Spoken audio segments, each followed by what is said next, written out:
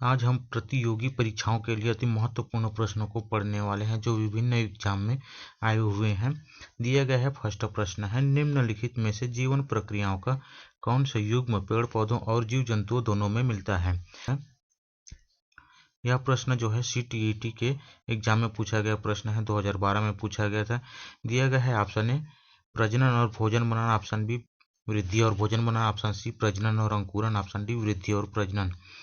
प्रजनन और भोजन, ये जीव जंतु प्रजनन करते हैं किंतु भोजन नहीं बनाते हैं। भोजन के लिए दूसरे जीव जंतु या पेड़ पौधों पर आश्रित रहते हैं।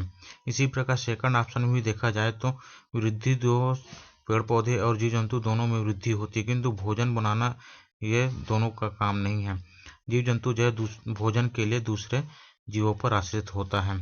और ऑप्शन सी में दिया गया है प्रजनन और अंकुरन, तो जीव जंतुओं में प्रजनन होता है किंतु अंकुरन नहीं होता। इस प्रकार इनका ये सी वाला ऑप्शन भी गलत हो जाएगा। और ऑप्शन डी में दिया गया वृद्धि और प्रजनन, तो जीव जंतुओं में वृद्धि और प्रजनन होती है और पेड़ पौधों में भी वृद्धि और प्रजनन होती है। इस प्रकार इनका सही आंसर हो जाएगा ऑप्शन डी। अगला प्रश्न है प्रश्न क्रमांक 2, दृश्य प्रकाश के किस रंग का तरंग दैर्ध्य सबसे अधिक होता है। दिया गया ऑप्शन ए हरा, ऑप्शन बी नीला, ऑप्शन सी पीला, ऑप्शन डी लाल। इनका सही आंसर क्या रहेगा? इनका सही आंसर रहेगा ऑप्शन डी लाल है। याद रखिएगा इसका तरंग दैर्ध्य लगभग जो है 625 से 740 nm तक होती है। ये भी आपके एग्जाम की दृष्टि से महत्वपूर्ण हो सकता है, इनको याद रख लीजिएगा। इनका जो तरंग दैर्ध्य कितनी होती है? 625 से 740 nm तक होती है। ठीक है, अगला प्रश्न है प्रश्न क्रमांक 3, निम्न में से कौन सी सदिश राशि है। दिया गया ऑप्शन ए धारा घनत्व, ऑप्शन बी धारा, ऑप्शन सी वाट हीन धारा, ऑप्शन डी शक्ति। इनका सही आंसर क्या रहेगा जी? इनका सही आंसर रहेगा ऑप्शन ए धारा घनत्व जो है सदिश राशि है। यह प्रश्न जो है असिस्टेंट टीचर के लैब अटेंडेंट में पूछा गया प्रश्न, 2019 में पूछा गया था यह प्रश्न। अगला प्रश्न है प्रश्न क्रमांक 4, 1 किलोवाट घंटा तुल्य है। दिया गया है option A 36 × 10⁵ joule, option B 36 × 10⁻³ joule, option C 10⁻³ joule, option D दिया गया है 10⁻5 जूल। इनका सही आंसर क्या रहेगा? यह प्रश्न भी जो लैब अटेंडेंट में पूछा गया था, 2019 में पूछा गया प्रश्न है ये। तो इनका सही आंसर रहेगा ऑप्शन ए 1 किलोवाट घंटा तुल्य जो है 36 × 10⁻5 जूल होता है। ठीक है, अगला प्रश्न है प्रश्न क्रमांक 5, टूटता तारा उल्का है। टूटता तारा क्या है जी?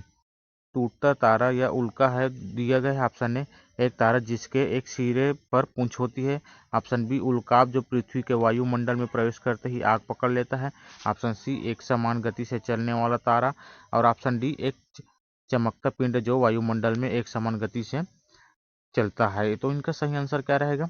इनका सही आंसर रहेगा ऑप्शन बी उल्काब जो पृथ्वी के वायुमंडल में प्रवेश करते ही आग पकड़ लेता है, टूटता तारा कहलाता है। ठीक है, ये प्रश्न जो है CTET में पूछा गया प्रश्न है, 2011 में पूछा गया था यह प्रश्न जो है। ठीक है, अगला प्रश्न है प्रश्न क्रमांक 6, ध्वनि की चाल अधिकतम होती है। ध्वनि की चाल किसमें सबसे अधिकतम होती है? दिया गया है ऑप्शन ए वायु में, ऑप्शन बी निर्वात में, ऑप्शन सी जल में, और ऑप्शन डी इस्पात में। इनका सही आंसर क्या रहेगा? इनका जो सही आंसर रहेगा ऑप्शन डी इस्पात में जो है ध्वनि की चाल सबसे अधिकतम होती है। चलते हैं अगला क्वेश्चन की ओर। दिया गया है प्रश्न क्रमांक 7, नीचे दिए गए चित्र में 6 ओम प्रतिरोध में बहने वाली धारा का मान बताना है। 6 ओम प्रतिरोध में बहने वाली धारा का मान कितना होगा? दिया गया चित्र है 12 एम्पियर यहाँ से जा रही है और धारा इधर ऊपर की ओर 6 ओम धारा बह रही है और इधर से 4 ओम धारा बही रही है। ठीक है, तो इनका मान हमें निकालना है। तो ये भी क्वेश्चन जो है असिस्टेंट टीचर के अटेंडेंट लैब में पूछा गया प्रश्न है, 2019 में पूछा गया प्रश्न है। इनका सही आंसर रहेगा ऑप्शन बी 0.48 एम्पियर होगा। इनका सही आंसर क्या होगा? 0.48 एम्पियर होगा। ठीक है, अगला प्रश्न है प्रश्न क्रमांक 8, 100 डेसिबल का शोर स्तर निम्न में से किसके संगत होगा? 100 डेसिबल का शोर जो है निम्न में से किसके संगत होगा? जी दिया गया ऑप्शन ए ठीक सुनी जा सकने वाली ध्वनि, ऑप्शन बी साधारण सुनी जा सकने वाली ध्वनि, ऑप्शन सी गली के शोरगुल की आवाज़, और ऑप्शन डी किसी मशीन की दुकान में आने वाला शोरगुल। तो इनका सही आंसर क्या रहेगा? 100 डेसिबल तक का शोर स्तर जो है किसी मशीन की दुकान से आने वाली शोर के बराबर होती है। ठीक है, अगला प्रश्न है प्रश्न क्रमांक 9। सौर पैनल की शक्ति निर्भर करती है, दिया गया है ऑप्शन ए में पैनल में सौर सेलों की अभिविन्यास या व्यवस्था पर, ऑप्शन बी में दिया गया है सौर सेलों की पृष्ठीय क्षेत्रफलों की सीमा पर। तो इनमें जो है कूट दिया गया है, तो कौन सा कूट सही रहेगा? ऑप्शन ए में दिया गया केवल ए सत्य रहेगा, ऑप्शन बी में दिया गया केवल बी सत्य रहेगा, और ऑप्शन सी में दिया गया दोनों सत्य रहेगा, और ऑप्शन डी में दिया गया दोनों असत्य रहेगा। इनका सही आंसर रहेगा ऑप्शन सी, दोनों सही रहेगा। सौर पैनल की शक्ति जो है सौर पैनल की सेलों के अभिविन्यास या व्यवस्था पर निर्भर करता है, क्योंकि सौर पैनल में जो है सेल जो है एक क्रम में रहेगा इस प्रकार से, तो धारा जो है कंटिन्यू एक दिशा में बहेगी। और सौर सेलों की पृष्ठीय क्षेत्रफलों की सीमा पर भी निर्भर करता है कि पृष्ठीय क्षेत्रफल जितना अधिक दूर तक ये सौर ऊर्जा को संग्रहित करेगा, उतना अच्छा से ये सौर प्लेट और अच्छा से बैटरी में ऊर्जा एनर्जी एकत्रित कर पाएगी। ठीक है, यह प्रश्न जो है लैब अटेंडेंट 2019 में पूछा गया प्रश्न है। ठीक है, अगला प्रश्न है प्रश्न क्रमांक 10। 10 सेंटीमीटर फोकस दूरी के अवतल दर्पण के सम्मुख 2 सेंटीमीटर लंबी वस्तु 15 सेंटीमीटर की दूरी पर स्थित है। प्रतिबिंब का आकार तथा प्रकृति होगी, किस प्रकार की होगी ये बताना है। 10 सेंटीमीटर की फोकस दूरी के अवतल दर्पण के सम्मुख जो है 2 सेंटीमीटर की लंबी दूरी वस्तु पर 15 सेंटीमीटर की दूरी स्थित है। प्रतिबिंब का आकार तथा प्रकृति होगी, तो इनका सही आंसर रहेगा ऑप्शन ए 4 सेंटीमीटर वास्तविक रहेगा। ठीक है, 4 सेंटीमीटर वास्तविक रहेगा। ये क्वेश्चन जो है लैब अटेंडेंट के 2019 में पूछा गया प्रश्न है, लैब अटेंडेंट में पूछा गया था यह प्रश्न। अगला प्रश्न है प्रश्न क्रमांक 11। 8.4 mAh स्वप्रेरकत्व एवं 6 ओम प्रतिरोध वाली एक कुंडली का 12 वोल्ट की बैटरी से जोड़ा गया है। वह समय लगभग जिस पर कुंडली में प्रवाहित धारा 1.0 एम्पियर है होगा, क्या होगा ये बताना है।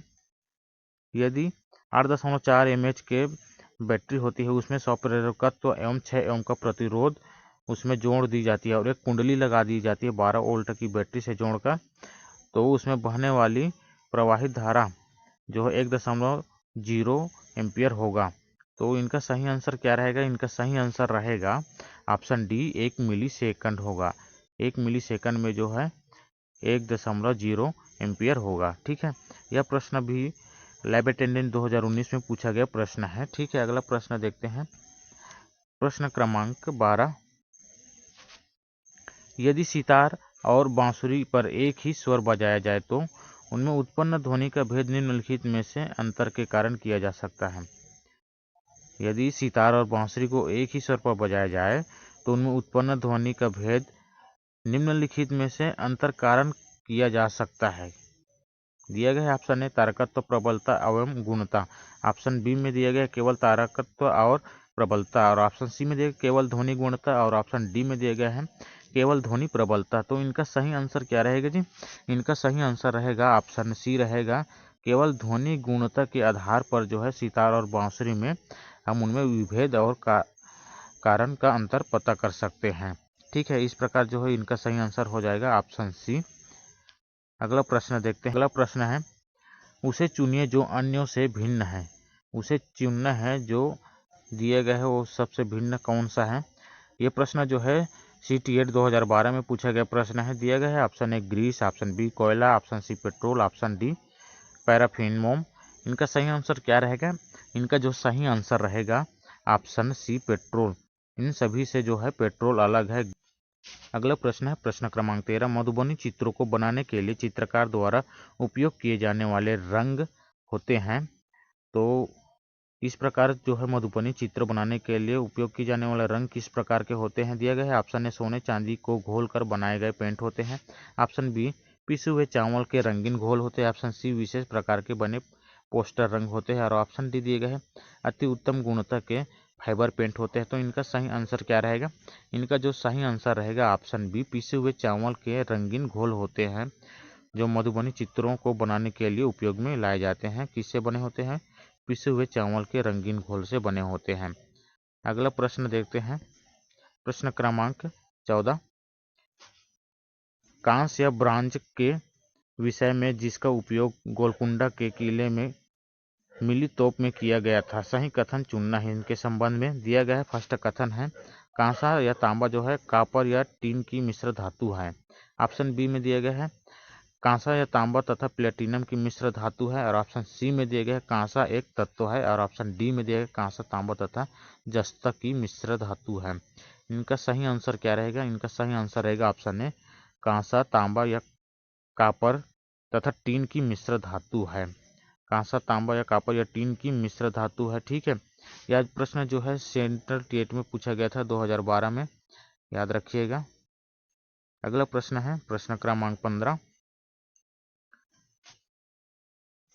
अलबरूनी जिस देश से आया था उसका नाम बताना है। अलबरूनी जो है किस देश से आया था? जी दिया गया है प्रश्न में।